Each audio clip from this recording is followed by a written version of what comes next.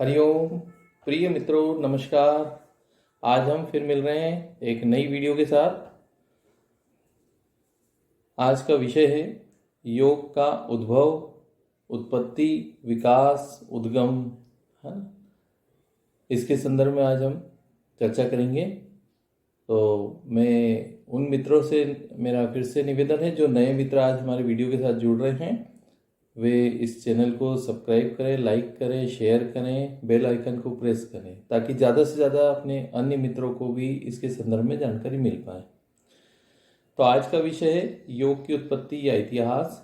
तो योग की उत्पत्ति के संदर्भ में कहा जाए तो मित्रों, कोई ऐसा समय दिन डिसाइड नहीं है। योग लगभग 5,000 वर्ष पुराना है। यह कोई ऐसा दिन नहीं है कि इस दिन से योग शुरू हुआ, या इस वार को शुरू हुआ, इस दिवस को शुरू हुआ, या इस वक्त शुरू हुआ। इसकी कोई तिथि नहीं है। अलग अलग देखा जाए तो मानकों में, अलग अलग जानकारों के अनुसार योग के संदर्भ में कोई ऐसी काल निश्चित नहीं। यह अनंतकालीन है। वेदों के काल से भी माना जाता है, या 5,000 वर्ष से भी इसे माना जाता है। ऐसा अलग अलग सबका मानना है। पर मैंने अभी तक जो भी पत्र पत्रिकाएं पढ़ी हैं, जिन पुस्तकों का अध्ययन अध्यापन किया है, उन पुस्तकों को पढ़कर, जानकर, जो मैंने समझा, उसके आधार पर मैं आपको आज योग के उद्भव के बारे में, उसके इतिहास के बारे में बताने जा रहा हूँ। तो उसे मैं आपके बीच में जानकारी को साझा कर रहा हूँ। सर्वप्रथम मैं धन्यवाद दूंगा उन पुस्तक के पब्लिशर्स को, है ना, उन जानकारों को जिन्होंने अपनी अपनी अलग अलग पुस्तकों में इसके संदर्भ में जानकारी दी। मैंने उन कलेक्शंस को पढ़ा है, जाना है। पब्लिशर्स, लेखक दोनों का धन्यवाद।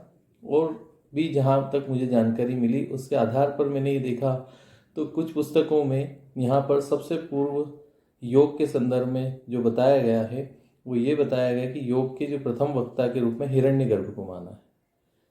कहीं पर अलग अलग किंवदंती के रूप में और भी बताया है। पहले हम हिरण्यगर्भ के बारे में चर्चा करते हैं कि हिरण्यगर्भ के बारे में कहा गया है।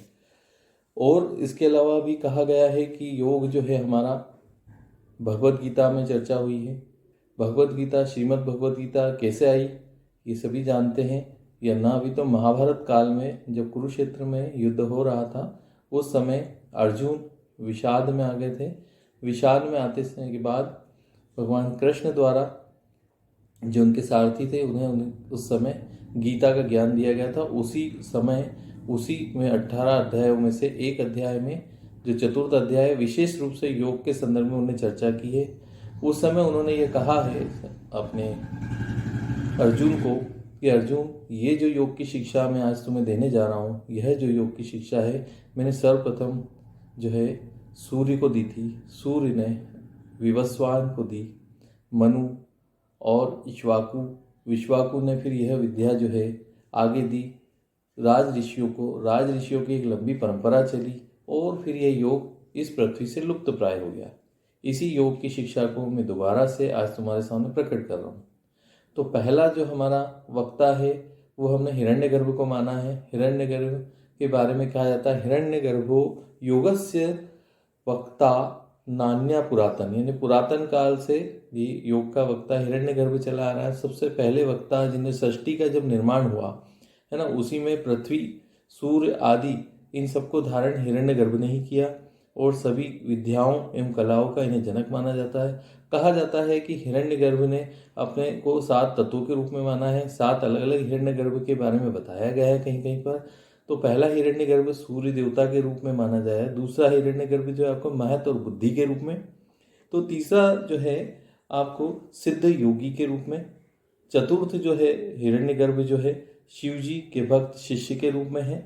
तो कहीं कहीं पर 5वें हिरण्यगर्भ को उत्तम नामक मतांतर और ऊर्जा ऋषि के पिता के रूप में माना है। छठे हिरण्यगर्भ के संदर्भ में देखा जाए तो छठे हिरण्यगर्भ, जिसको कि आविर्भाव एक वैदिक काल में हुआ था और ऋषि के रूप में हुआ था। और 7वें जो है हमारे हिरण्यगर्भ के बारे में जो जानकारी मिली है, उसके आधार पर कहा जाता है कि प्रजापति परमेश्वर ब्रह्मा जी के रूप में माना जाता है। तो ये पहला संदर्भ हुआ हमारा हिरण्यगर्भ के रूप में। दूसरे में मैंने बताया आपको भगवत गीता। भगवत गीता के आधार पर बताया कि श्री कृष्ण ने क्या कहा। सर्वप्रथम मैंने शिक्षा सूर्य को दी, है ना। उन्होंने मनु यानी विवस्वान को दी, उन्होंने इक्ष्वाकु को दी, उन्होंने फिर जो है इसके बाद ये शिक्षा राज ऋषियों की परंपरा पे चली, फिर उसके बाद लुप्त हो गई, फिर आगे बढ़ती है। इसके बाद एक और स्थिति कहा जाती है, एक और परंपरा कही जाती है कि योग के संदर्भ में आदि योगी शिव, है ना, भगवान शिव को योग का प्रमुख प्रवर्तक कहा जाता है, उत्पत्ति करता है या जानकार कहा जाता है। इन्होंने अपनी योग की शिक्षा जो है माता पार्वती को दी। माता पार्वती ने यह शिक्षा इस तरह से ये बढ़ती गई। मत्स्यनाथ जी फिर गोरक्षनाथ जी फिर नाथों के संप्रदाय में चली और यह विद्यमान है। तो ये तो हुआ अलग अलग किंवदंती के आधार पर, लेकिन फिर भी कहीं ना कहीं पे आके तो हमें ये तय करना ही होगा कि योग का प्रारंभ कब से हुआ। तो जहाँ तक मैं समझता हूँ, मैंने इतना जानकारी प्राप्त करने के बाद ये पाया कि हम इसे कुछ कालों के रूप में समझ सकते हैं। जैसे लाइक हम लोग सबसे पहला जो काल के रूप में पूर्व वैदिक काल को जाने, तो पूर्व वैदिक काल क्या है? पूर्व वैदिक काल से आशय है सिंधु घाटी सभ्यता, सरस्वती नदी तट की जो खुदाई हुई उस समय की सभ्यता की बात हो रही है। उस समय हमें कुछ जीवाश्म अवशेष प्राप्त हुए, मूर्तियां प्राप्त हुई, देवी की मूर्तियां प्राप्त हुई, मोहरे प्राप्त हुई, जिनके ऊपर जो प्रतीक चिन्ह है वो आसन करती हुई मुद्राएं हैं। तो इससे पता लगाया जा सकता है कि यह जो योग है वेदों के काल से भी पूर्व वैदिक मतलब सभ्यता के प्रारंभ से ही ये योग कायम था। वहाँ भी उस समय योग किसी न किसी रूप में रहा होगा। दूसरा हम काल के रूप में आगे देखें तो वैदिक काल। वेद हमारे चार है, ऋग्वेद, आपका यजुर्वेद, अथर्ववेद, सामवेद, ये वेद हैं। इन वेदों में भी ऋग्वेद सबसे पुराना है। वेदों में भी कई जगहों पर योग के संदर्भ में बातें कही गई, जैसे विद्वानों का कोई कर्म बिना योग के पूर्ण सिद्ध नहीं हो सकता, कहीं ऐसा कहा गया है। तो कहीं ऋग्वेद में कहा गया है कि ईश्वर की कृपा से हमें योग समाधि सिद्ध होकर विवेक ख्याति तथा ऋतुम्बरा प्रज्ञा प्राप्त हो। ऐसे योग के संदर्भ में बातें कही गई है। तो फिर हम कहते हैं उससे आगे वेद है, वेदों का अंत वेदांत, उसमें सारा जो ज्ञान है, जहाँ वेद का अंत वे उपनिषद है, उपनिषदों का काल। तो हम देखते हैं उपनिषदों में भी योग की चर्चा हुई है। विशेषतः छांदोग्य उपनिषद है, बृहदारण्यक की, जिसमें क्रिया योग का मूल आधार पाते हैं हम। कठोपनिषद है, और देखा जाए तो श्वेता स्वर उपनिषद आदि में आते आते बहुत कुछ स्पष्ट रूप से योग के संदर्भ में चर्चा की गई है। जैसे श्वेतसर उपनिषद में कही गई बात है, जैसे योगाभ्यास के लिए समतल सूची, कंकर पत्थर रहित, आग व बालू से रहित तथा शब्द जल आदि का जहाँ उदाहरण ना हो ऐसी जगह। तो ऐसी बातें उसमें भी कही गई है, यानी कहीं से कहीं थोड़ा थोड़ा स्पष्ट उपनिषदों तक आते आते हो गया। तो वहीं हम देखें भारतीय जो महाकाव्य है, खंड काव्य रामायण और महाभारत, उनमें भी योग की चर्चा है। रामायण में विशेष रूप से जीवन पद्धति के बारे में रामायण काल में योग पर बहुत लोकप्रिय था, उसमें चर्चा की गई है। महाभारत में मैंने भी बीच में आपको बताया ही पीछे कि महाभारत के समय श्रीमद् भगवत गीता, जिसमें भी योग के बारे में अच्छे से चर्चा है।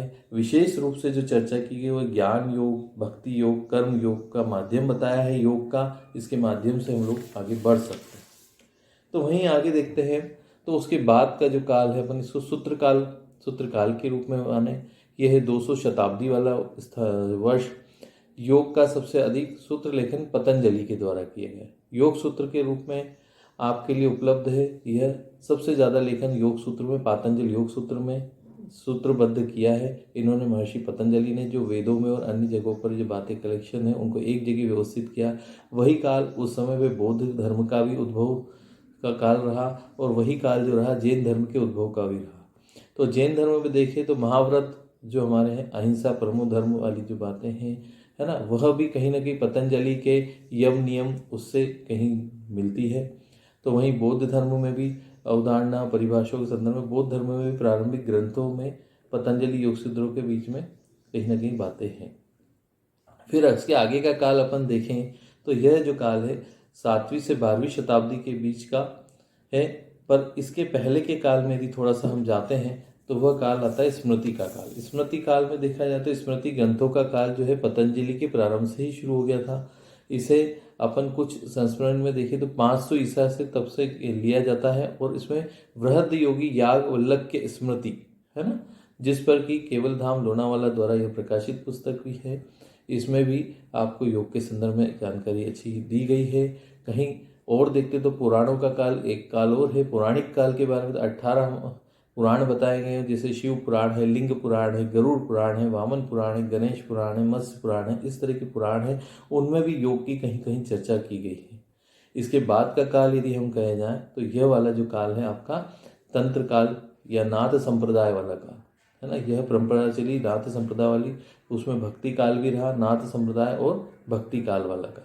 इस काल को 1100 शताब्दी वाला काल यानी गोरक्षनाथ के समय का काल कह सकते हैं। इसमें भी योग की बहुत ज़्यादा उत्कर्ष विकास हुआ और चरम उत्कर्ष पर था योग। यहाँ पर राजयोग की प्राप्ति के लिए हठ योग के रास्ते से होकर जाने के लिए चर्चा की गई है। यह काल भी काफ़ी योग का लंबा समय रहा।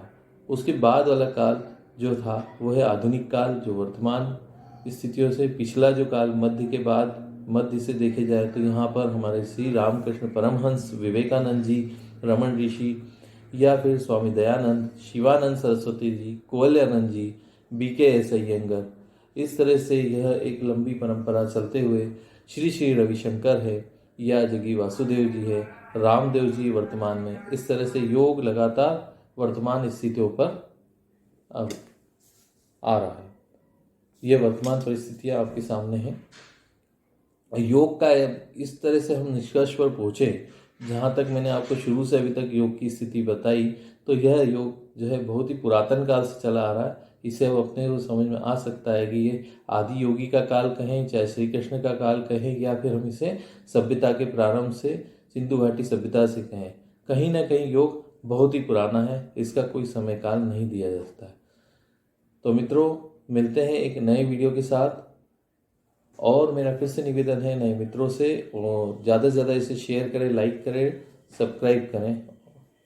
मिलते हैं एक नए वीडियो के साथ। धन्यवाद।